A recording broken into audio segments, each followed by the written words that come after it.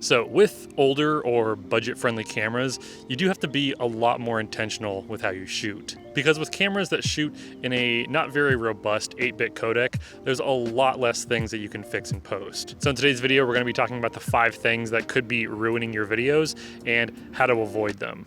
All right, so the first thing that I wanted to talk about is probably the easiest one to address, and that is white balance. So with these cheaper cameras, you're not going to be able to mess around with the colors that much in post because they will start falling apart. With more expensive cameras that shoot in 10-bit or RAW, you can usually mess around with the colors a lot more. But with these cheaper cameras, you want to make sure that you get your white balance set correctly in camera. So most cameras are going to allow you to set your Kelvin temperature. Daylight is usually 5600 Kelvin and tungsten is 3200. For mixed scenes like this that have some 5600 Kelvin and some 32, you can sometimes set it to 45 and that'll typically look good. But I typically like to set my Kelvin temperature to whatever is lighting my subject. So for me, the light that's lighting up my face is 5600, and so that's what I've set my camera to. Most cameras will also allow you to manually white balance with a white card like this, and you can even use the gray side to find middle gray as well for exposure. But just always keep that in mind. It's really frustrating if you shoot an entire thing in tungsten lighting, but you had your Kelvin temperature to 5600. Everything's gonna look super orange, or if you're outside shooting with a tungsten Kelvin setting, everything's gonna look super blue. So just keep that in mind, because again, with these cheaper cameras, you can't really fix that well in post. Okay, so next up, let's talk about the bane of my existence right now, which is audio. So this is actually the second time that I've tried recording this section because living in this untreated apartment, there's a lot of things that can screw up my audio. AC turning on, the refrigerator, my dog barking, noisy neighbors, traffic, all that kind of stuff. But audio is 50% of your video, so getting it dialed and making sure that it sounds good is really important. Now, what most people are gonna do is tell you to do dual system sound, and that's gonna give you the best audio quality because you'll be able to record a lot higher quality audio into something like this. This is the Zoom H1N, super cheap and very effective. But since I make a bunch of videos, I don't like to have to separately record my audio and sync it for every single video. So here are a few of my favorite ways to record audio straight into camera. So the first way that I want to talk about is actually what you're listening to right now. And it's actually just talking into one of the transmitters of one of these wireless audio kits. So most wireless audio kits these days are going to have transmitters with microphones on them. So there's a bunch of different options you can choose from.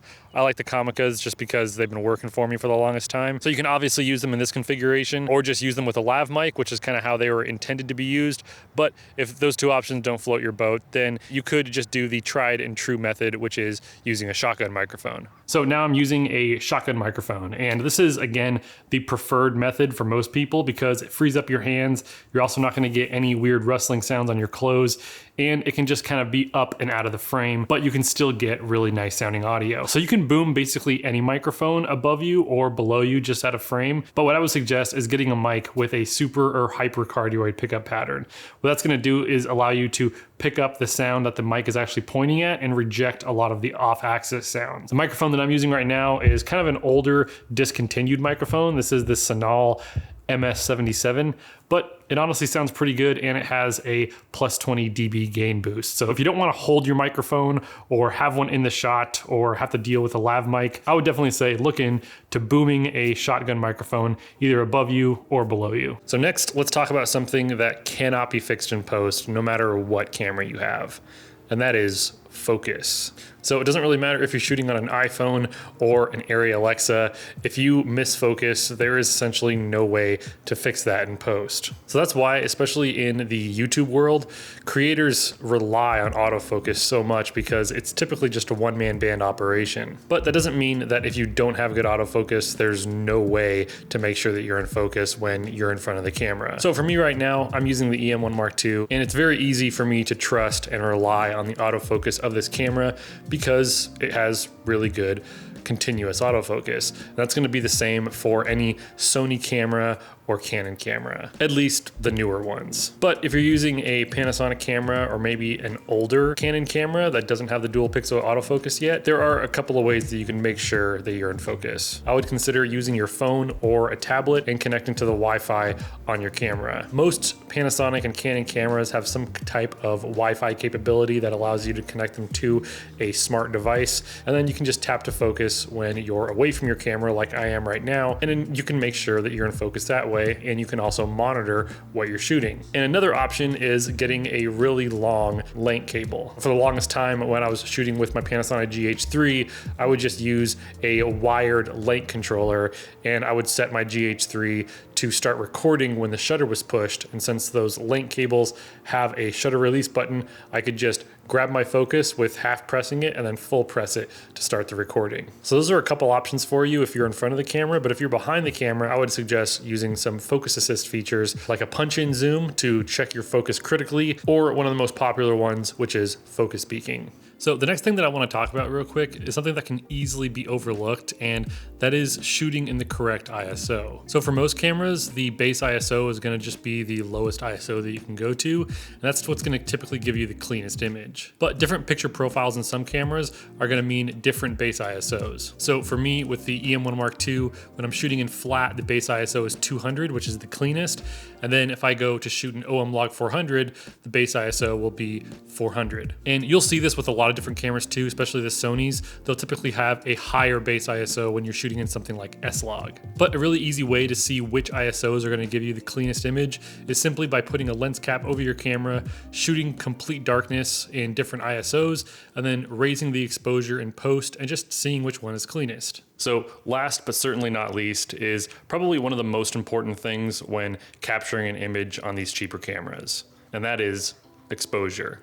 But before we get into that, I do want to thank the sponsor of today's video, which is my Patreon supporters. So all of these lovely people support me on Patreon, and if you would like to join them and help me keep creating more of these videos, I'll have a link in the description below. So much like with all the other things that I talked about, exposure is probably one of the most important things when you're capturing an image on these cheaper cameras, because when you have blown out highlights or underexposed shadows, there really isn't any way that you can recover those. But with that being said, I would recommend to expose for the highlights more than the shadows. And the reason being is because when worst comes to worst, you can always bring up the shadows and add some noise reduction.